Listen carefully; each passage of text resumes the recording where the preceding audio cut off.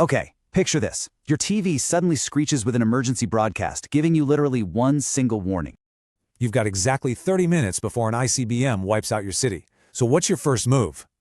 Luckily, we're talking a 15-kiloton airburst here, not some mega weapon. Because of that, you actually stand a chance.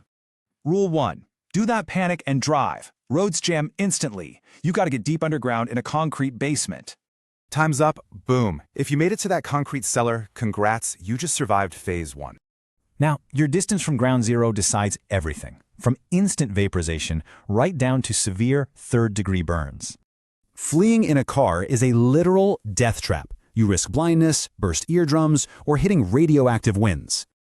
Okay, you survived the initial blast. But guess what? You've only got 15 minutes before the real nightmare begins.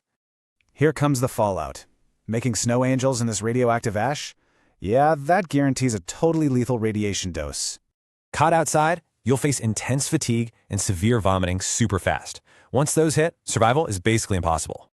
If you just barely outran the fallout indoors, strip your clothes off, shower immediately, and seal that room tight. Now the brutal waiting game begins. Radiation decays pretty fast, but you must stay strictly isolated for 2 weeks. You'll just sit in the dark, eating hoarded supplies, tuning a crank radio, and praying for government instructions. But hey, let's zoom out for a second. What if this was actually an all-out global nuclear war?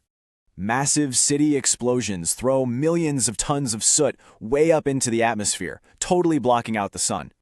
Without sunlight, temperatures nosedive into a literal ice age. As a result, our global food supply permanently collapses. We are essentially thrust straight back to the Dark Ages. Every single piece of modern tech becomes instantly useless. You're forced to slowly rebuild society totally from scratch, all while surviving a dangerously radioactive, freezing global wasteland. Which leaves us with one final, totally haunting thought to end this explainer. Is surviving the blast actually a victory?